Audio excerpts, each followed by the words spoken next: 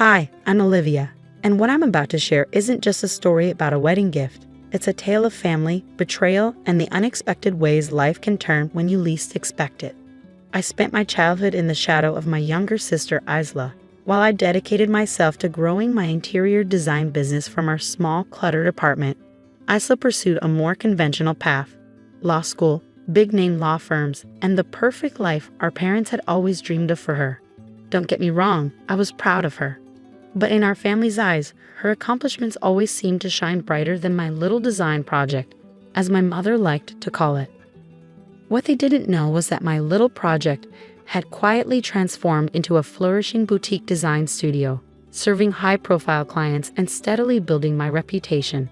I kept my success low-key, not out of shame, but because I'd learned early on that seeking approval from my family was a losing battle.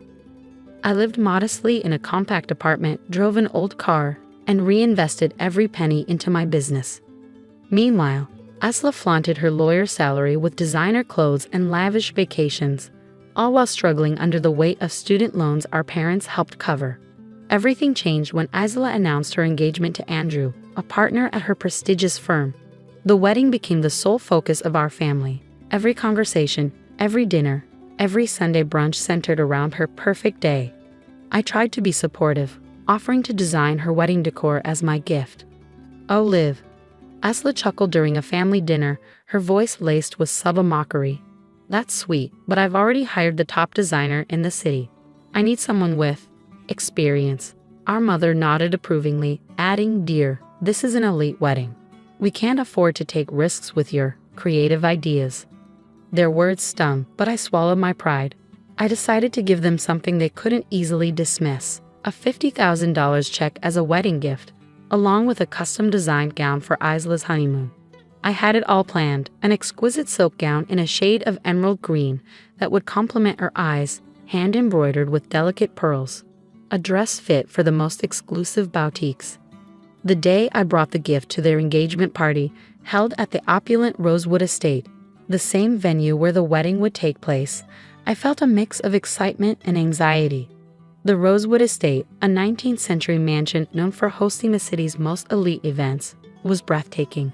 As I walked through its grand entrance, holding the perfectly wrapped box in my arms, I admired the magnificent architecture and the sprawling gardens. I found Isla surrounded by her law firm colleagues, dominating the room. Her expression faltered when she saw me approach, but I pressed on with a smile. "Isla, I wanted to give you your gift early," I said, offering the box and the envelope.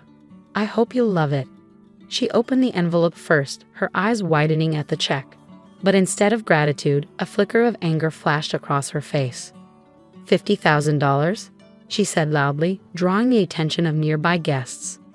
"What, are you trying to compete with my salary now?" Before I could answer, she yanked open the gift box, pulling out the gown with such force that the pearls scattered across the marble floor. "And what's this supposed to be?" she scoffed. "A knockoff?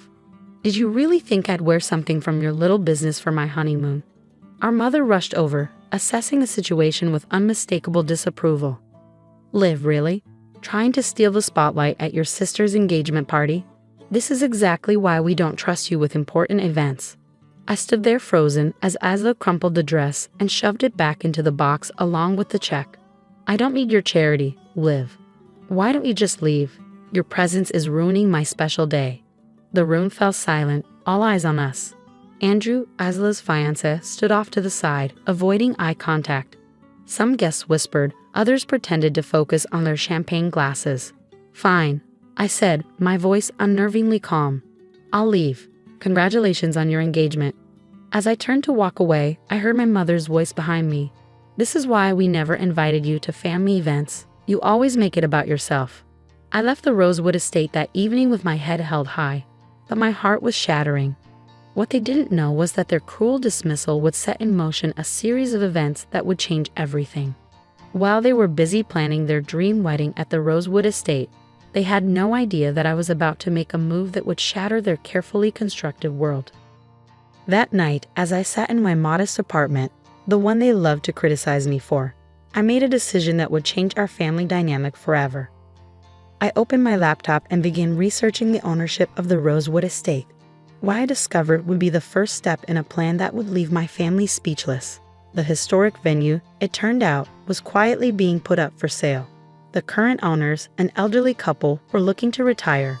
They wanted someone who would preserve the estate's legacy while bringing fresh energy to its management. What they didn't know was that my little business had grown into something far bigger than they could imagine. My interior design studio had caught the attention of top-tier clients, and I had secured deals with some of the most luxurious retailers in the country.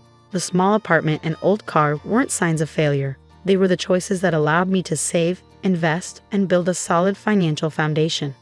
As I stared at the listing for the Rosewood estate, a plan began to form. I had the resources to purchase it, and even more importantly, I had the vision to transform it. But I needed to ensure everything was handled discreetly. Timing would be everything. The next morning, I called my lawyer, Alex, who had been handling my business contracts for years. "I need this to be done quietly," I explained. "No one can know I'm the buyer until after the deal is finalized." Alex understood immediately.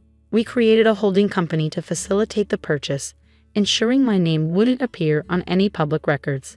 Then began weeks of negotiations, property inspections, and careful planning, all while my family remained completely unaware of what was unfolding behind the scenes. The irony wasn't lost on me when Asla called one evening, her voice dripping with sweetness. "Liv, I've been thinking, maybe you could help with some of the wedding details. Nothing major, of course. Just some small things, like the guest welcome bags." I agreed politely, already knowing that everything was about to change. "Of course, Asla, I'd love to help." 2 months before the wedding, the purchase of the Rosewood estate was complete. I stood in the grand ballroom, now my grand ballroom, where just months ago I had been humiliated. The elderly owners, Mr. and Mrs. Thompson, handed me the keys with tears in their eyes. "We've been waiting for someone like you," Mrs. Thompson said warmly. "Someone who understands both tradition and innovation. Please promise us you'll keep the spirit of the estate alive." I promised, and I meant it. But first, I had a wedding to prepare for. A wedding, however, that my sister didn't see coming. "Don't worry," I said calmly, a controlled smile playing on my lips. "I'm sure everything will work out just as it should." As I hung up the phone, I took a long look around the sprawling halls of my newly acquired property. The same walls that had witnessed my humiliation were about to be the stage for something entirely different. Part 1 of this story was ending, but Part 2, that's where things would get truly interesting. Over the next few weeks, I balanced patience and strategy. As the new owner of the prestigious Stonebrook estate, I meticulously reviewed every upcoming event. I paid special attention to my sister's wedding, and I knew there were changes to be made. Though everything was technically in order, as the new owner, I had the right to make some adjustments. I hired a new staff, upgraded the facilities, and instituted stricter event policies, all perfectly reasonable, of course. But they just so happened to affect Sophia's wedding plans in ways she couldn't possibly have foreseen. The first ripple came when my event coordinator, Lily, called her. "Miss Matthews, I'm reaching out regarding your upcoming wedding," Lily explained. "Under new management, we now require all vendors to be licensed and insured through our approved list." Sophia's reaction was swift, filled with panic. She called me immediately. "Isabella, you need to fix this. The new owners of Stonebrook are ruining everything. Half of my vendors don't even make the approved list, and they won't make any exceptions." I kept my tone cool and steady. "That sounds stressful. Have you tried meeting with the new owner? They won't even take my calls," she screamed, her voice tinged with desperation. "The wedding is in 3 weeks. It's all falling apart, and even Mom can't reach them." I couldn't help but smirk to myself. Our mother, always so sure of her influence, had apparently hit a brick wall with the new ownership. No one was budging, not even for her. The breaking point came during the final walkthrough, just 2 weeks before the wedding. Sophia, our mother, the wedding planner, and a handful of vendors arrived at Stonebrook, expecting to finalize everything.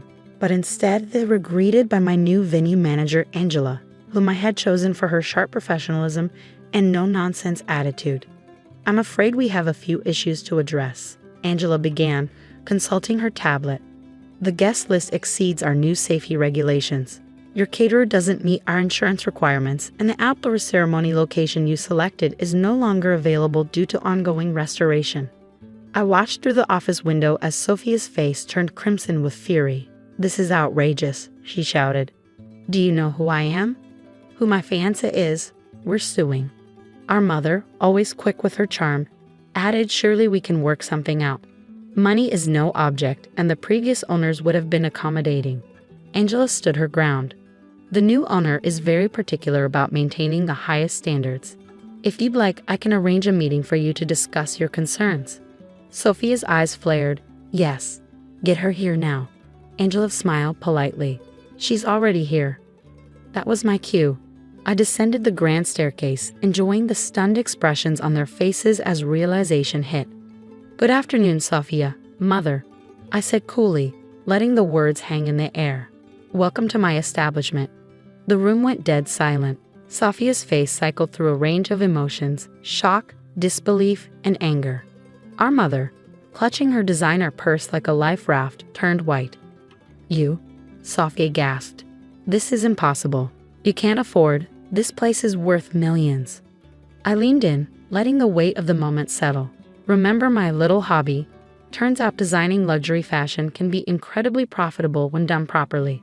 The dedication you put into law school, I put into building my brand. The only difference is I did it without debt and without anyone's help. But the wedding. Our mother interjected, her voice faltering. You can't possibly mean to ruin your sister's special day. Ruin it? I raised an eyebrow. Like you ruined my engagement party gift? No, I'm simply ensuring all events at Stonebrook meet our new standards of excellence. Whether that includes your precious wedding is entirely up to you. The wedding planner, sensing the storm brewing, quickly tried to escort the vendors out of the room, but Sophia wasn't done yet. You did this on purpose. She spat, her eyes burning with fury. You bought this place just to get back at me. I sighed, remaining calm. Actually, I bought it because it's a solid business investment. The revenge part is just a bonus. Now you have two choices. You can find a new venue with 2 weeks' notice, or you can apologize, genuinely, for your behavior at the engagement party and work with us to make your wedding as magnificent as it should be. Your choice. For what seemed like an eternity, Sophia and our mother huddled, whispering in urgent conversation. I could practically see the calculations in their minds. Finding a new venue at this late stage would be catastrophic. The gossip, the social fallout, the embarrassment, it was a no-win scenario. Finally, Sophia took a deep breath and stepped forward. Her face was flushed, her shoulders tense, but her voice was steady. I'm sorry, Isabella. What I did at the engagement party was cruel and ungrateful. I was jealous of your success and took it out on you. The dress you made me was beautiful, and the gift was incredibly generous. I studied her face. This was the first time I had seen any semblance of genuine remorse from her. As for our mother, she stood silent, her lips tight, offering nothing but a slight, reluctant nod. And you, mother? I prompted. Anything to add? She straightened her posture, still holding her ground. I may have underestimated you, and perhaps been unfair in my judgment of your choices. It wasn't a full apology, but for our mother, it was a monumental shift. I gave a slight nod, then turned to Angela. Please work with them to accommodate the original plans where possible, but all safety and insurance requirements remain non-negotiable. The wedding, when it finally took place, was beautiful, but perhaps not in the way Sophia had envisioned. The guest list had to be reduced to meet our new capacity regulations, and some vendors had to be replaced to comply with our requirements. But in the end, the event was more intimate and elegant than the grandiose affair she had once planned. And Sophia, she wore 2 dresses that day. The designer gown from Paris for the ceremony, and for the reception, she slipped into the blue dress I had designed, exactly the one she had crumpled and dismissed. I had restored it, each crystal painstakingly sewn back into place. It was a testament to the power of second chances. The most surprising change, however, occurred in the months after the wedding. My success with Stonebrook couldn't be ignored, and suddenly, my family began to see me in a new light. Sophia began asking for business advice, admitting that she was tired of the corporate grind and wanted to open her own practice. Our mother, though still offering unsolicited advice about my personal life, showed genuine pride in my accomplishments. As for me, I kept my modest apartment and my used car. But I moved my design studio into Stonebrook, converting one of its wings into a creative space where I could design while enjoying the view of the lush gardens. The Harrisons, previous owners, often visited, thrilled to see how I had preserved the property's history while ushering it into the future. On quiet evenings, after all the guests had left and the last event had ended, I would walk through the grand ballroom. The same room where my humiliation had begun now resonated with joy. Weddings, anniversaries, graduations, all of them reminding me that success is the best form of revenge, but forgiveness is the truest victory. My story isn't just about proving my worth to my family. It's about proving it to myself, standing firm in who I am and what I've built. Stonebrook wasn't just a property, it was a statement, a declaration that sometimes the person they underestimate the most is the one they should have valued all along. And that $50,000 check I tried to give Sophia, I invested it into Stonebrook, creating a scholarship fund for young entrepreneurs in the fashion and event planning industries. Because sometimes the best way to move forward is to lift others up alongside you.